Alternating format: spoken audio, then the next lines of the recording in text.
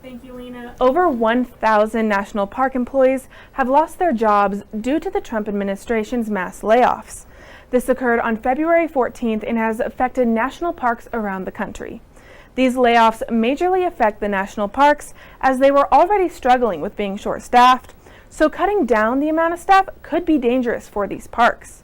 The Trump administration disagrees with this, as Anna Kelly, a spokesperson for the White House, stated that this administration will protect America's abundant natural resources while streamlining federal agencies to better serve the American people. This bill doesn't just target national park workers, but all federal workers that are on their probationary period.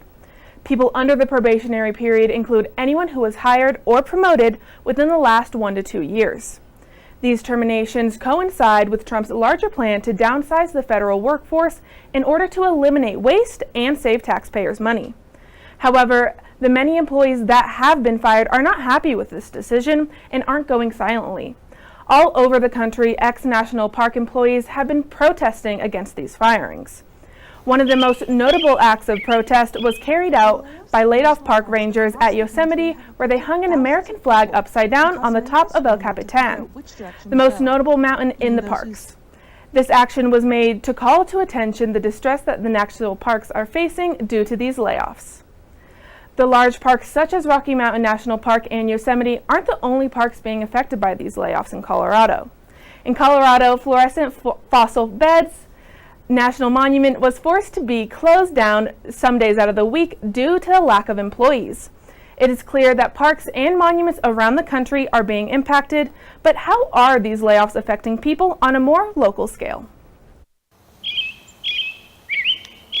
The layoffs at national parks across the country have affected thousands of people and caused many to scramble to figure out which direction to go.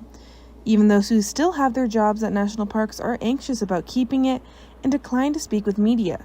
A senior at Colorado State University shares how these mass layoffs have impacted her job search. I worked for the Park Service last summer, and it was my intent to graduate and work for the Park Service again this summer. Things are just really up in the air, and that's caused a lot of anxiety about my housing situation, what I'm going to do after I graduate, and I'm having to find other options that are just a more reliable line of work. Needham also mentions the problems that could arise when trying to hire for new seasonal positions.